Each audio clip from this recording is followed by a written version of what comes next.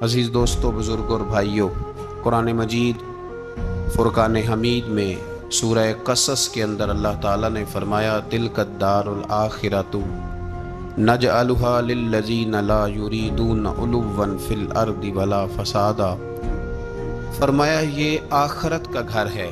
ایک دنیا میں انسان کا گھر ہوتا ہے، ایک آخرت کا گھر ہے۔ فرمایا یہ آخرت کا گھر ہم نے ان لوگوں کے لیے بنایا ہے جو زمین میں نہ تکبر چاہتے ہیں اور نہ فساد پھیلاتے ہیں۔ یہ آخرت کا گھر ہم نے ان لوگوں کے لیے بنایا ہے۔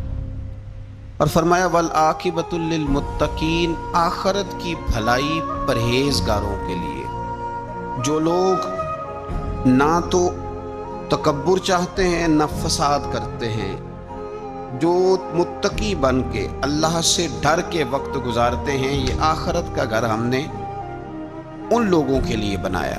نبی پاک صلی اللہ تعالی علیہ وسلم نے لوگوں کے دلوں میں خوف خدا پیدا کیا، تو حضور علیہ السلام کے بعد بھی جو خلفائے راشدین ہوئے، حضرت ابوبکر صدیق سے لے کر امام حسن تک، حضرت ابوبکر صدیق، سیدنا عمر فاروق، عثمان غنی، مولا علی، اور حضرت علی کے بعد 6 مہینے تک حضرت امام حسن نے بھی خلافت کی۔ تو یہ سب لوگ اللہ سے ڈرنے والے تھے، پرہیزگار تھے۔ یہ وہی لوگ تھے جن لوگوں نے نہ تو اطرائے زمین میں نہ تکبر کیا نہ کوئی فساد کیا، وہی لوگ تھے۔ اس کے بعد پھر ملوکیت آ گئی اسلام کے اندر، بادشاہت آ گئی۔ حضرت امیر معاویہ رضی اللہ تعالیٰ عنہ پہلے بادشاہ ہیں اسلام کے، اور بعد میں جو لوگ ہوئے انہوں نے بادشاہت کی، خاندانوں کو نوازا، بڑے بڑے لوگوں کو وظیفے دیے، سیاسی چالیں بھی چلیں، بہت سارے جگہوں پہ فساد بھی ہوا، بڑے حالات خراب بھی ہوئے۔ لیکن اللہ تعالیٰ نے میرے نبی پاک علیہ السلام کے دین کو یہ کمال دیا ہے کہ یہ دین بھی موجود رہے گا اور اس پر ہمیشہ عمل کرنے والے بھی موجود رہیں گے۔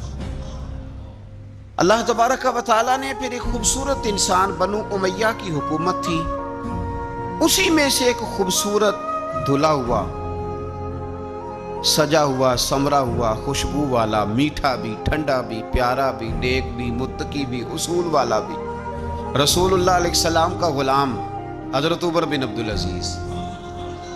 اللہ تعالیٰ نے یہ مرد مجاہد پیدا فرمایا۔ آپ مدینہ شریف میں پیدا ہوئے، آپ کے جو والد گرامی تھے وہ مصر میں گورنر تھے۔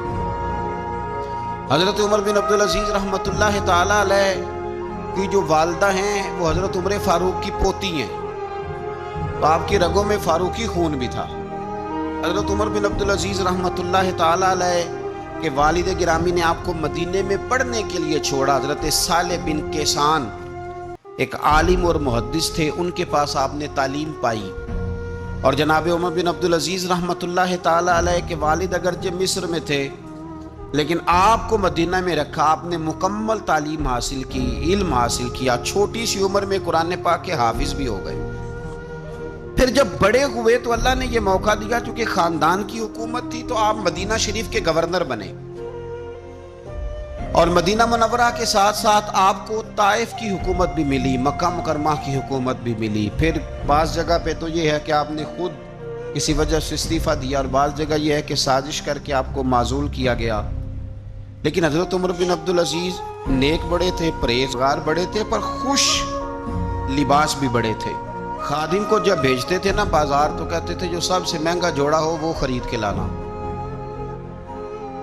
خوشبو بہترین استعمال کرتے تھے، جب گزرتے تھے تو لوگوں کو پتہ چلتا تھا کہ کوئی عام نہیں گزرا، عمر بن عبدالعزیز گزرے۔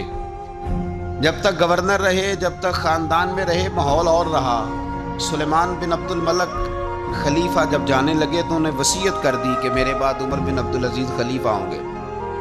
یہاں تو لوگوں کو عہدہ ملے تو لوگوں کی کیفیت بدل جاتی ہے نا، لیکن جب حضرت عمر بن عبدالعزیز کا اعلان ہوا تو رونے لگے، ایک کونے میں بیٹھ کے رونے لگے، فرمانے لگے مجھے امید نہیں تھی کہ وہ اتنا بڑا بوجھ میرے کندھوں پہ ڈال کے چلا جائے گا۔ اتنے سارے لوگوں کا بوجھ، اتنے سارے لوگوں کی آزمائش۔ خیر چونکہ وصیت تھی، آپ کی بیعت لی گئی، بیعت لینے کے بعد آپ ممبر پہ چڑھے، تو فرمایا لوگوں میں تمہیں آزاد کرتا ہوں، اگر تم میرے علاوہ کسی کو حکمران بنانا چاہو تو مجھے کوئی اعتراض نہیں ہے۔ لوگوں نے کہا نہیں، آپ ہی ہمارے حکمران ہوں گے۔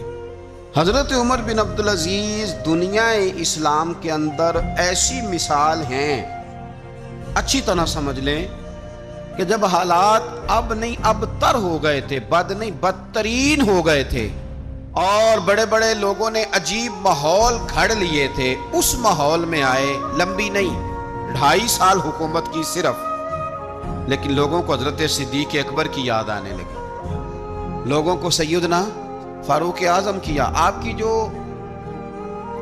بیوی تھی وہ بھی بادشاہ کی بیٹی تھی، بادشاہ کی بیوی بھی بن گئی۔ پہلے دن اپنی بیوی سے کہا کہ اب ہم بن گئے ہیں امیر، اب ہمارے ذمے بہت ساری ذمہ داریاں ہیں، اب حالات اس طرح کے نہیں ہوں گے جس طرح کے پہلے ہوا کرتے تھے، اب تمہیں میرا ساتھ دینا ہے، اپنا سارا زیور دو، میں بیت المال میں جمع کرانا چاہتا ہوں۔ یہ بڑا مشکل کام ہوتا ہے کسی خاتون کے لیے، سارا مال وہاں جمع کرا دیا۔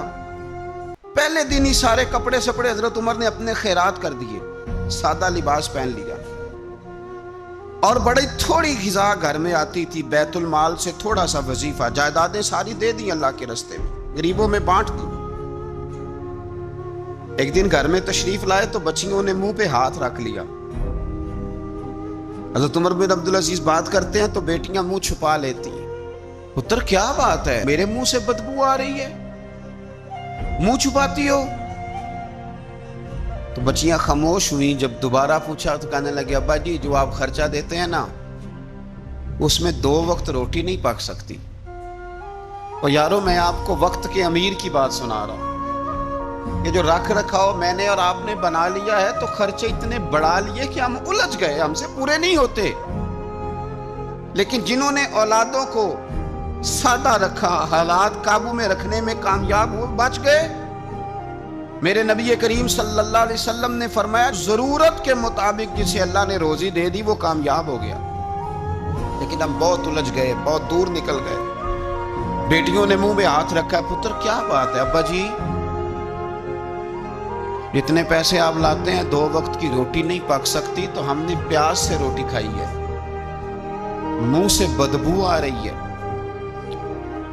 اس لیے آپ کے سامنے منہ نہیں کھولا کہ آپ کو کراہت ہوگی۔ تو حضرت عمر بن عبدالعزیز آنکھوں میں آنسو تو آئے پر کہنے لگے یا اللہ تیرا شکر ہے کہ جس جگہ میں اپنی اولاد کو کھڑا کرنا چاہتا تھا میری اولاد وہاں کھڑی ہو گئی ہے۔ یہ پیاز سے روٹی کھا کے بھی شکر ادا کرتے، پیاز سے روٹی کھا کے بھی۔ حضرت عمر بن عبدالعزیز نے اپنے گھر کے اندر عید والے دن بیٹیوں نے کہا ابا جی جوڑے پرانے ہیں، یارو ہو جاتا ہے، بس تھوڑا سا نا توجہ کی ضرورت ہے، ہو جاتا ہے، نئے کپڑے لینے۔